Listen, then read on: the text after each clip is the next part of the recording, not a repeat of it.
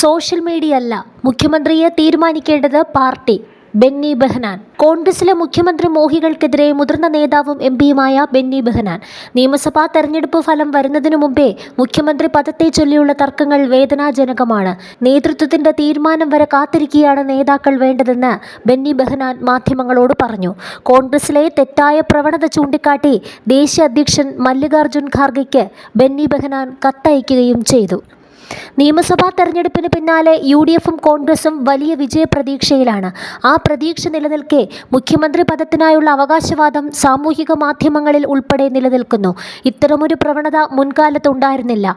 ഇത് പാർട്ടിയെ സംബന്ധിച്ച് ജനങ്ങൾക്കിടയിൽ തെറ്റായ സന്ദേശം നൽകും. തെരഞ്ഞെടുപ്പ് ഫലം വരും മുമ്പേ പാർട്ടിക്കകത്ത് ഇതേ ചൊല്ലി ആഭ്യന്തര പ്രശ്നങ്ങളുണ്ടെന്ന് വരുത്തി തീർക്കാൻ വഴിവെക്കുമെന്നും ബെന്നി ബെഹനാൻ പറയുന്നു. 10 വർഷത്തെ CPM തുടർഭരണത്തിനു ശേഷം സംസ്ഥാനത്ത് കോൺഗ്രസ് തിരിച്ചുവരവിന്റെ പാതയിലാണ്. കോൺഗ്രസ് പ്രവർത്തകർ കഷ്ടപ്പെട്ടതിന്റെ ഭാഗമായാണ് ഇത്തരമൊരു വിജയമുണ്ടാകാൻ പോകുന്നത്. അതിന്റെ ശോഭ കെടുത്തരുത്. വോട്ട് എണ്ണിയ ശേഷം മുഖ്യമന്ത്രിയെ പ്രഖ്യാപിക്കുമെന്ന് നേതൃത്വം പറഞ്ഞാൽ അതുവരെ കാത്തിരിക്കണം. ഇത്തരമൊരു പ്രവണതയെ കോൺഗ്രസ് നേതാക്കന്മാർ ആരും പ്രോത്സാഹിപ്പിക്കുന്നില്ല. രാഷ്ട്രീയ പ്രവർത്തനങ്ങളെ ഹൈജാക്ക് ചെയ്ത് കൊണ്ടുപോകാൻ ചില സോഷ്യൽ മീഡിയ ഗ്രൂപ്പുകളുണ്ട്. ഇത് ശരിയായ രാഷ്ട്രീയ രീതിയല്ല.